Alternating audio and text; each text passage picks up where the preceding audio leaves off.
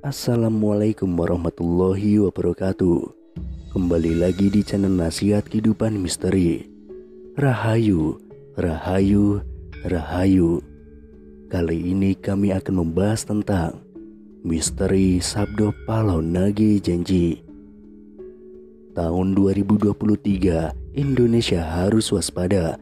Pasalnya ramalan Jayabaya mengungkap bahwa tahun 2023 adalah tahun datangnya Sabdo Palon Nage Janji. Sabdo Palon Nage Janji ini diyakini sebagai tanda akan terjadinya kekacauan atau bencana alam yang akan terjadi di berbagai daerah. Wong Chow wis ilang cowone adalah ungkapan Jayabaya yang menyebut tanda-tanda Sabdo Palon datang, memomong masyarakat Jawa yang sudah kehilangan spiritualitasnya. Berdasarkan ramalan Jayabaya mengungkapkan bahwa masyarakat Jawa menunggu datangnya masa Sabdo Palon Nage Janji.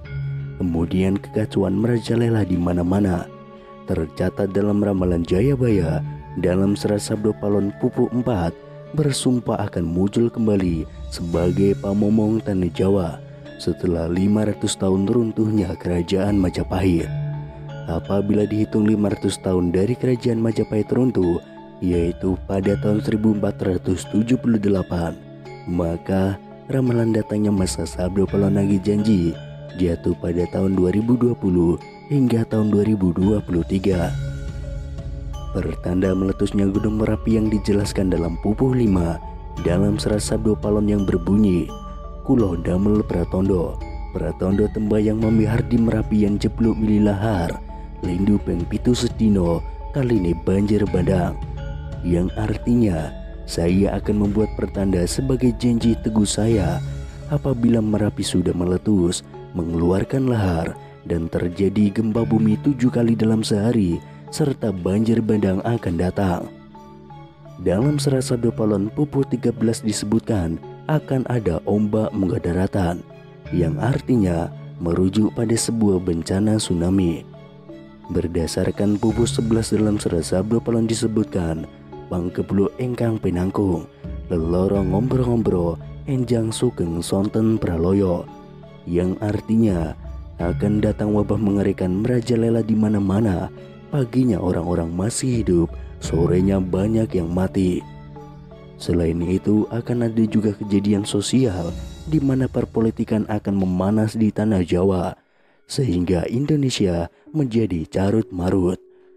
Hal tersebut lantaran adanya egosentrisme dan eksploitasi yang semakin parah.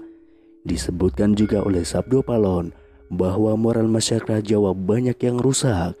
Dalam ramalan Jangka Jayabaya bahwa masa Sabdo Palon Nage Janji akan terus menimbulkan kejadian alam dan sosial yang bakal terjadi secara terus-menerus hingga tahun 2056 berdasarkan hitungan waktu yang sudah diperkirakan. Tidak hanya tentang wilayah Pulau Jawa yang disebutkan oleh Sabdo Palon dalam ramalan Jangka Jayabaya, tapi masa Sabdo Palon meliputi satu Nusantara atau Indonesia. Itu artinya dari Sabang sampai Merauke diramalkan sama-sama akan mengalami kejadian bencana alam dan sosial yang sama. Datangnya rentetan peristiwa tersebut akan terjadi secara beruntun atau silih berganti dan tidak menentu.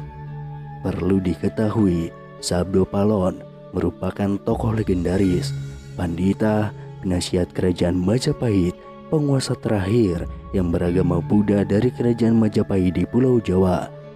Beberapa ramalan Jayabaya terbukti pada beberapa dekade terakhir. Namun sebagai masyarakat, kita tetap berdoa dan berikhtiar agar Indonesia selalu aman dan damai tanpa ada bencana di tahun 2023. Sabdo Palon Nage Janji ini berawal saat Pulau Jawa dikenal angker pada zaman dahulu, hingga Syekh Subakir yang diutus menyebarkan agama Islam harus menghadapi tantangan hingga membuat perjanjian Sabdo Palon dengan roh halus penguasa wilayah, yakni Ki Semar Badranaya. Perjanjian Sabdo Palon itu dibuat sebagai kesepakatan antara Syekh Subakir yang datang menyebarkan agama Islam ke Pulau Jawa yang terkenal angker dengan roh halus penguasa wilayah, yakni Ki Semar Badranaya. Diceritakan pada masa dahulu, Pulau Jawa terkenal angker yang dikuasai roh halus Ki Semar Badranaya. Kedatangan Syekh Subakir yang diutus oleh Sultan Turki, Sultan Muhammad I untuk syiar agama Islam. Setelah keduanya terlibat pertempuran dan sama-sama kuat, Syekh Subakir dan Ki Semar Badranaya akhirnya membuat kesepakatan melalui sebuah perjanjian yang disebut Sabdo Palon. Namun kedatangan Syekh Subakir dalam melakukan syiar Islam di Pulau Jawa saat itu harus mendapat rintangan hingga harus membuat perjanjian dengan Ki Semar Badranaya sebagai roh halus sebagai danyang atau penguasa wilayah tanah Jawa. Syekh Subakir dikenal sebagai orang yang berhasil menumbali Pulau Jawa yang terkenal angker dan wengit pada dahulu kala. Saat itu, Sultan Turki, Sultan Muhammad I mendapatkan petunjuk untuk melakukan penyebaran Islam di Pulau Jawa, sebuah tempat di tanah Jawa yang dalam pengaruh magis begitu kuat. Mulai dari jin hingga setan menghuni setiap sudut tanah Jawa yang saat itu masih berbentuk hutan belantara. Diutuslah rombongan para alim ulama untuk mendatangi Pulau Jawa guna melakukan syiar Islam. Namun alangkah terkejutnya Sultan Muhammad I karena hampir seluruh rombongan tersebut tewas akibat perbuatan para lembut penduduk tanah Jawa yang tidak mau menerima ajaran Islam. Namun petunjuk harus dijalankan sehingga utusan berikutnya dikirim ke Pulau Jawa yang angker itu. Sosok utusan itu terkenal alim, ahli ruqyah, memiliki kemampuan untuk berinteraksi dengan dunia gaib. Bahkan sosok ini memiliki keahlian dalam membabat tanah yang angker.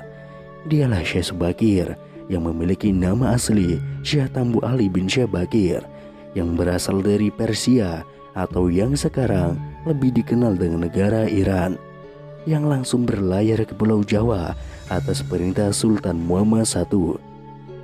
Sesampainya di Pulau Jawa, Syekh Subakir langsung menuju ke Gunung Tidar yang diyakini sebagai titik pusat dari tanah Jawa.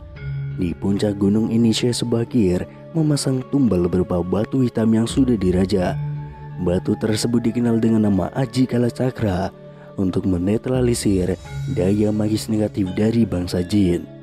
Selama 3 hari 3 malam, batu tersebut mengeluarkan hawa yang sangat panas hingga para lembut terpaksa menyingkir ke Laut Selatan Jawa. Kejadian itu kemudian sampai menguji ketenangan Ki Semar Badranaya, sang danyang tanah Jawa yang selama ribuan tahun kusyuk bertapa.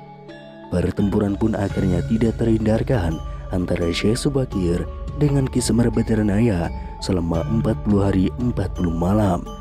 Namun selama pertempuran itu keduanya sama-sama kuat sampai akhirnya Ki Semar Badranaya menawarkan perundingan kepada Syekh Subakir yang mana menghasilkan sebuah kesepakatan perjanjian yang terkenal dengan sebutan Perjanjian Sabdo Palon. Setelah Syekh Subakir menyampaikan maksud kedatangannya ke tanah Jawa guna menyebarkan agama Islam, Ki Semar Badranaya pun memperbolehkannya, tetapi dengan syarat-syarat.